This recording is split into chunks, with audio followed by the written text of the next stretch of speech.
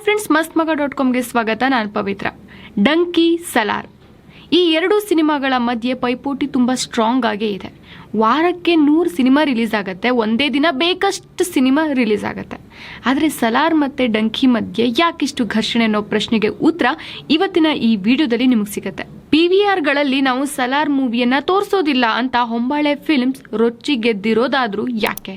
2018ರಲ್ಲಿ Prashant Neel KGF ಮತ್ತೆ ಶಾರುಖ್ ಖಾನ್ ಮಧ್ಯೆ fight ಆಗಿತ್ತು. ಮತ್ತೆ ಅದೇ ಪ್ರಶಾಂತ್ ನೀಲ್ ಮತ್ತೆ ಶಾರುಖ್ ಖಾನ್ ಮುಖಾಮುಖಿಯಾಗಿದ್ದಾರೆ. ಶಾರುಖ್ ಖಾನ್ ವರ್ಸಸ್ ಹೊಂಬಾಳೆ. ಸ್ನೇಹಿತರೆ, ಅದು 2018 ಡಿಸೆಂಬರ್ 21 ಕನ್ನಡ ಸಿನಿಮಾ ರಂಗದಲ್ಲಿ ದೊಡ್ಡ ಮಟ್ಟದ ಸೌಂಡ್ ಆದಂತ ದಿನ. ಅಂದ್ರೆ KGF ಚಾಪ್ಟರ್ 1 ರಿಲೀಸ್ ಆದಂತ ದಿನ. ಅದೇ ದಿನ ಶಾರುಖ್ ಖಾನ್ ಅವರ ಝೀರೋ ಮೂವಿ ಕೂಡ ರಿಲೀಸ್ ಆಯಿತು.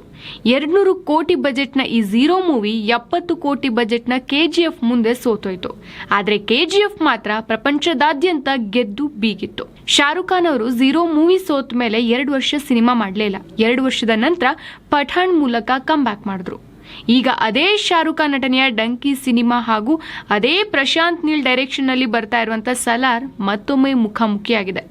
ಕೋ ಇನ್ಸಿಡೆನ್ಸ್ ಅಂತ ಅಂದ್ರೆ ಝೀರೋ ಸಿನಿಮಾದ ಪ್ರೊಡ್ಯೂಸರ್ ರೆಡ್ ಚಿಲ್ಲೀಸ್ ಎಂಟರ್ಟೈನ್ಮೆಂಟ್ ಅಂದ್ರೆ ಶಾರುಖ್ ಖಾನ್ ಅವರದ್ದೇ, ಡಂಕಿ ಕೂಡ ರೆಡ್ ಚಿಲ್ಲಿ ಎಂಟರ್ಟೈನ್ಮೆಂಟ್ ಅವರದ್ದೇ. ಇನ್ನು KGF ಸಿನಿಮಾವನ್ನ ಹೊಂಬಾಳೆ ಪ್ರೊಡ್ಯೂಸ್ ಮಾಡಿದ್ರು, ಪ್ರಶಾಂತ್ ನೀಲ್ ಡೈರೆಕ್ಟ್ ಮಾಡಿದ್ರು. ಇದೀಗ ಬರ್ತಾ ಇರುವಂತ ಸಲಾರ್ ಕೂಡ ಹೊಂಬಾಳೆ ಪ್ರೊಡ್ಯೂಸ್ ಮಾಡಿದ್ರೆ ಪ್ರಶಾಂತ್ ನೀಲ್ ಡೈರೆಕ್ಷನ್ ಇದೆ. ಮತ್ತೆ ಈ ಎರಡೂ ಟೀಮ್ಗಳು ನ್ಯಾಷನಲ್ ಲೆವೆಲ್ ನಲ್ಲಿ ಈಗ ಯುದ್ಧಕ್ಕಿಳಿದಿದೆ. ಯಾವುದಕ್ಕೆ ಜಾಸ್ತಿ ಸ್ಕ್ರೀನ್? ಭಾರತದಲ್ಲಿ ಡಂಕಿ ಸಿನಿಮಾಗೆ ಮೊದಲ ದಿನ 12,607 ಶೋಗಳಿದ್ದು 3,60,564 ಟಿಕೆಟ್ ಬುಕ್ ಆಗಿದೆ. ಟೋಟಲ್ ಆಗಿ ಸುಮಾರು 10.25 ಕೋಟಿ ರೂಪಾಯಿ ಅಡ್ವಾನ್ಸ್ ಬುಕಿಂಗ್ ನಲ್ಲೇ ಕಲೆಕ್ಟ್ ಆಗಿದೆ. ಇನ್ನು ಸಲಾರ್ಗೆ 6,410 ಶೋಗಳಿದ್ದು 5,69,712 ಟಿಕೆಟ್ ಬುಕ್ ಮಾಡಲಾಗಿದೆ. 12.51 ಕೋಟಿ ರೂಪಾಯಿ ಸಂಗ್ರಹ ಆಗಿದೆ. ಶೋಗಳು ಕಮ್ಮಿ ಇದ್ರೂ ಕೂಡ ಪ್ರಶಾಂತ್ ನೀಲ್ ಅವರ ಸಲಾರ್ಗೆ ಈ ಕ್ಷಣಕ್ಕೆ ಡಂಕಿಗಿಂತ ಜಾಸ್ತಿ ರೆಸ್ಪಾನ್ಸ್ ಸಿಕ್ಕಿದೆ. ಇನ್ನು ಎರಡೂ ಸಿನಿಮಾಗಳಿಗೆ 50% ಸ್ಕ್ರೀನ್ಗಳನ್ನ ಕೊಡಬೇಕು ಅಂತ ಮೊದಲು ಮಾತುಕತೆ ಆಗಿತ್ತು. ಆದ್ರೆ ಈಗ ಸಲಾರ್ ಸಿನಿಮಾವನ್ನ ಕಡೆಗಣಿಸಿ ಡಂಕಿ ಸಿನಿಮಾಗೆ ಜಾಸ್ತಿ ಸ್ಕ್ರೀನ್ಗಳನ್ನ ನೀಡಲಾಗ್ತಿದೆ ಅಂತ ಹೊಂಬಾಳೆ ಸಂಸ್ಥೆ ಆರೋಪ ಮಾಡಿದೆ. PVR, ಐನಾಕ್ಸ್ ಹಾಗೂ ಮಿರಾಜ್ ಮಲ್ಟಿಪ್ಲೆಕ್ಸ್ಗಳ ಮೇಲೆ ಹೊಂಬಾಳೆ ಆಕ್ರೋಶ ಹೊರಹಾಕಿದ್ದು 50-50 ಅನುಪಾತದಲ್ಲಿ ಸ್ಕ್ರೀನ್ ಹಂಚಿಕೆ ಮಾಡುವಂತೆ ಮಾತುಕತೆ ಆಗಿತ್ತು. ಆದ್ರೆ ಇತ್ತೀಚೆಗೆ ನಟ ಶಾರುಖ್ ಖಾನ್ PVR ಮಾಲೀಕ ಅಜಯ್ ಬಿಜ್ಲಿ ಅವರನ್ನ ಮೀಟ್ ಆದ್ಮೇಲೆ ಡಂಕಿ ಸಿನಿಮಾಗೆ ಸ್ಕ್ರೀನ್ಗಳ ಸಂಖ್ಯೆಯನ್ನ ಹೆಚ್ಚು ಮಾಡಿದ್ದಾರೆ ಅನ್ನೋ ಆರೋಪ ಮಾಡಿದ್ದಾರೆ. ಇನ್ನು ಸಲಾರ್ ಸಿನಿಮಾಗೆ ಕಡಿಮೆ ಸ್ಕ್ರೀನ್ಗಳನ್ನ ನೀಡ್ತಾ ಇರುವಂತಹ ಮಲ್ಟಿಪ್ಲೆಕ್ಸ್ಗಳ ವಿರುದ್ಧ ಅಸಹಕಾರ ತೋರುವ ನಿಟ್ಟಿನಲ್ಲಿ ಹೊಂಬಾಳೆ ಸಂಸ್ಥೆಯ ಮಾಲೀಕ ವಿಜಯ್ ಕಿರಂಗಂದೂರ್ ಅವರು ಸಲಾರ್ ಸಿನಿಮಾವನ್ನ ಮಲ್ಟಿಪ್ಲೆಕ್ಸ್ಗಳಲ್ಲಿ ಬಿಡುಗಡೆ ಮಾಡದೇನೆ ಸಿಂಗಲ್ ಸ್ಕ್ರೀನ್ಗಳಲ್ಲಿ ಹಾಗೂ ಸಿನೆಪೋಲಿಸ್ನಂತಹ ಇತರೆ ಮಲ್ಟಿಪ್ಲೆಕ್ಸ್ಗಳಲ್ಲಿ ಬಿಡುಗಡೆ ಮಾಡೋದಾಗಿ ಹೇಳಿದ್ರು. ಹೊಂಬಾಳೆ ಸಂಸ್ಥೆ ಈ ಹೇಳಿಕೆ ವೈರಲ್ ಆಗ್ತಾ ಇದ್ದಂತೆ PVR Inox CEO Kamal Gianchandani tweet ಮಾಡಿದ್ದಾರೆ.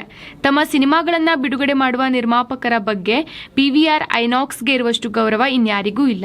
2 ದೊಡ್ಡ ಸಿನಿಮಾಗಳು ಒಂದೇ ದಿನ ಬಿಡುಗಡೆ ಆಗುವ ಟೈಮ್ನಲ್ಲಿ ವ್ಯಾಪಾರಿ ಭಿನ್ನಾಭಿಪ್ರಾಯ ಸಹಜ. ಇದು ಮೊದಲಲ್ಲ, ಕೊನೆಯೂ ಅಲ್ಲ ಅಂತ ಹೇಳಿದ್ದಾರೆ.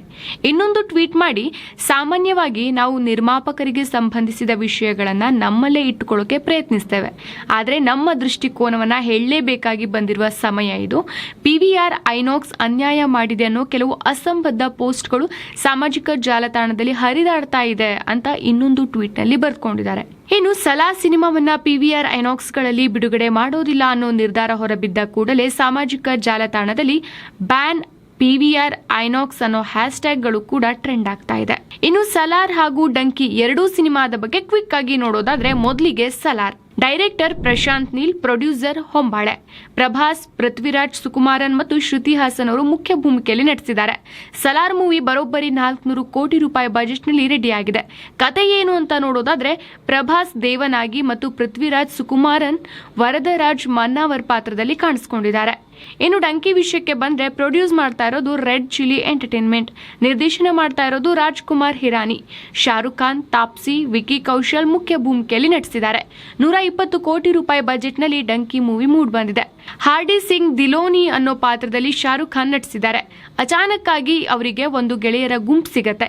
ಹೇಗಾದ್ರೂ ಮಾಡಿ ಲಂಡನ್ಗೆ ಹೋಗ್ಬೇಕು ಅನ್ನೋದು ಅವರೆಲ್ಲರ ಕನಸು. ಆದ್ರೆ ವೀಸಾ ಸಿಗೋದು ಕಷ್ಟ. ಹಾಗಾಗಿ ಕಳ್ಳದಾರಿಯ ಮೂಲಕ ದೇಶದ ಗಡಿ ದಾಟುವ ಸಾಹಸಕ್ಕೆ ಅವರೆಲ್ಲ ಮುಂದಾಗ್ತಾರೆ.